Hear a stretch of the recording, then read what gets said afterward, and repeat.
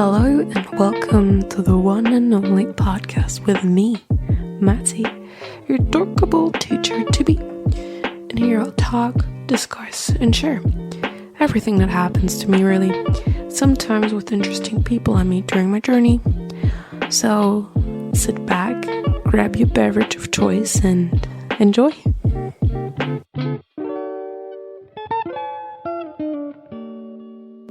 So, hello everyone.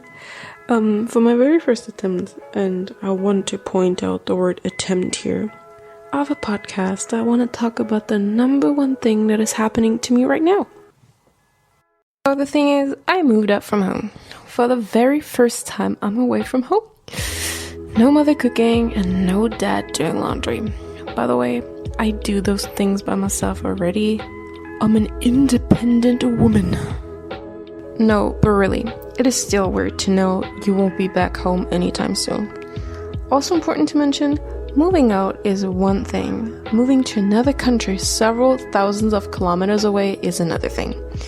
And I know, I'm not the first young person doing this, and I'm not a special snowflake in any kind. But let's ignore that for a minute. I'm sure many of us have said, one day after I graduate high school, I will leave out of my boring hometown, discovering the world. That's what I want.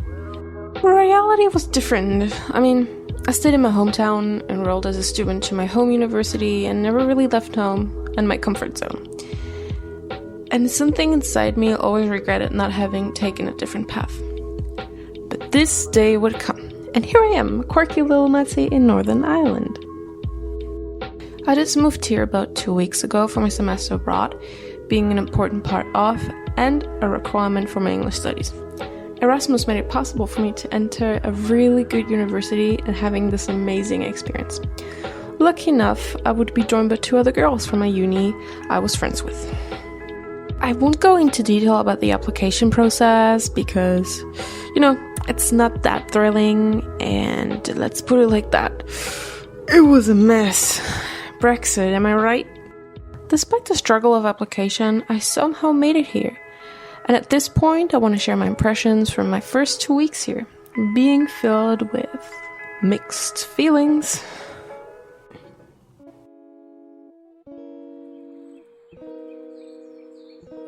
Chapter 1. Prepping for Derry. So, people who know me well know I'm a rather organized person. I'm never too late with things. Especially not the important kind of things, like moving out to Northern Ireland. I run a bullet journal. That must mean I'm organized.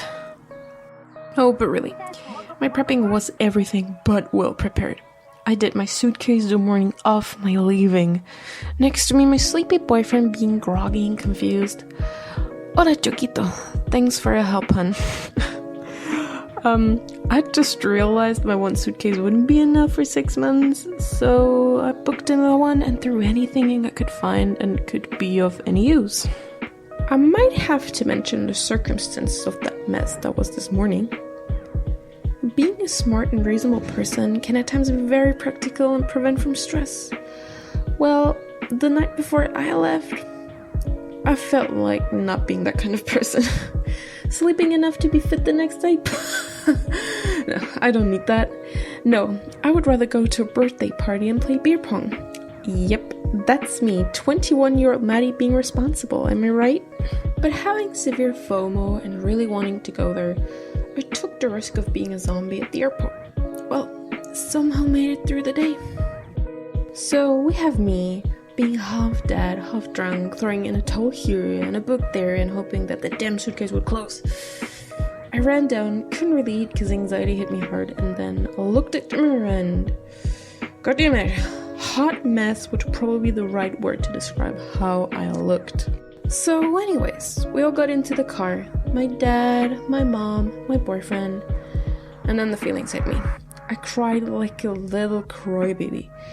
At least that's what Martin would say. I felt excited yet anxious because I would leave my beloved ones behind me. And that feeling sucks. Knowing you won't have this talk, that hug, or that kiss in the morning. But I stayed strong. Well, at least that's what I thought I did, but really I was crying and not saying much. So there's me being confronted with those disgusting things called feelings and not knowing where to place them. But in the end, it wasn't that dramatic.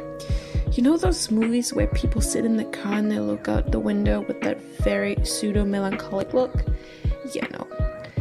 I was just moving forward, right? I arrived in Derry. It rained and it was cold, so nothing to my surprise really.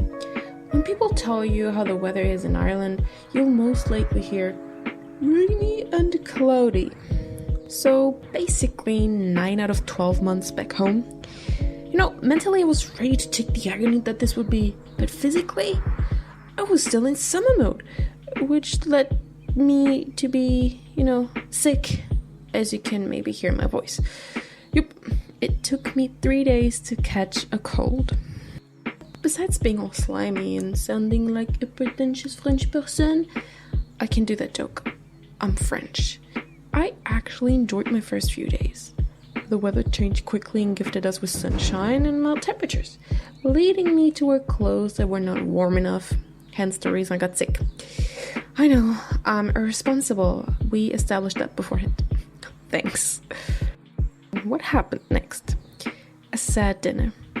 The only really negative thing I can remember. Since we arrived late on a Saturday night, no shop was open, which led me and my friend Anna to have, and I quote her, the saddest dinner. She wasn't wrong with that. I mean, mine consisted of a chocolate bar and a bit of water. Anna's was equally nourishing, pot pasta, with too much water.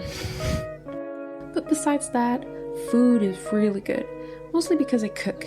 And I don't want to sound pretentious, but I know how to cook good food, which isn't only beneficial to me, as I found out later, it is also to half of the floor I stay in. No one knows how to cook apparently. And to be fair, I see it as a win-win situation. I have little prep cook elves who slice the onions so I don't have to cry like a little crybaby. By the way, by the time I record this, my dearest boyfriend has opened a new email, so please contact him at mati.is.a.crybaby@gmail.com. Let's see how many people contact us. I bet it's -5.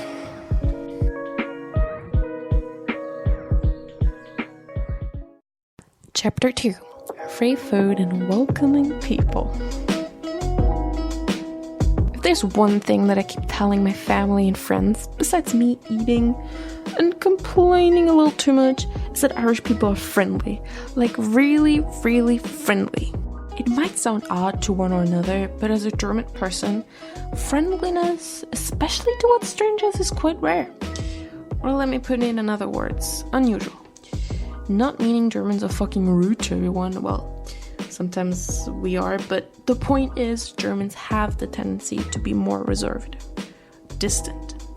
People are just warm-hearted and welcoming beings, and I love that. Me being the antisocial, awkward blob that I am, I'm glad to have people that I can actually engage a conversation with and drink beer. Lots of beer. And then feel too comfortable talking and sharing too much information. Oh boy. My uni and people in general made sure we were feeling safe and comfortable, just like home. And I couldn't be more thankful for that. So this deserves a little standing ovation.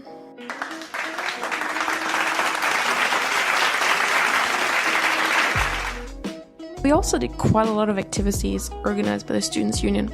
Culture shock, where we would try Guinness and whiskey, which we were supposed to try 1 cup, and, well, me ending up drinking 4 and pretending I'm not tipsy, to which I later found out I couldn't hide that well. Another night would be a pre, which here in Derry means pre-drinking, and a night in the club. And this club, guys, is a whole other story. My best friend, who had visited Ireland prior to me, told me how special Irish parties would be, and I wasn't disappointed when I encountered the people at the party. Usually, when I go out, I'm among the younger people.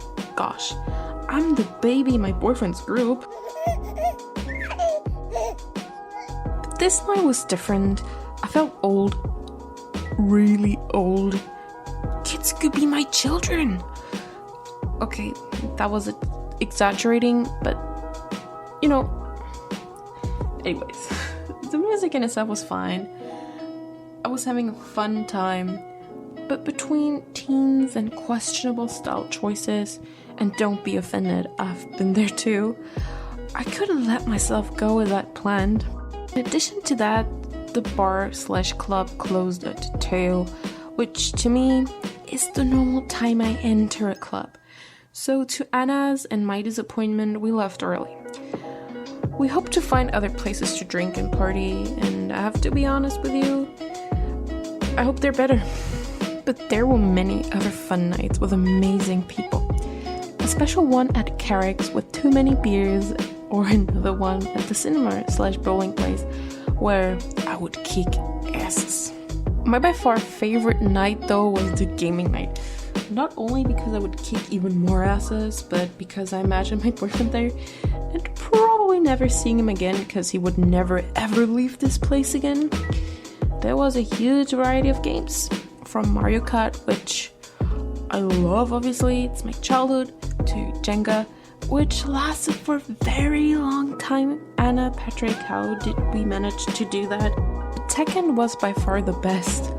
For those who don't know the game, it's like Mortal Kombat / beating people until they pass out. So I smashed all the buttons and hoped not to die, or at least with dignity, which I usually don't have. My characters made it hard to stay serious while fighting. Between the fat fluffy panda, King, the muscular man with the tiger hat, or that weird and very flexible ear girl being later cute, I couldn't decide which one was more ridiculous. Another amazing thing I haven't talked about enough is the food. The free food. I think, and I know my fellow students here will agree, free food is amazing.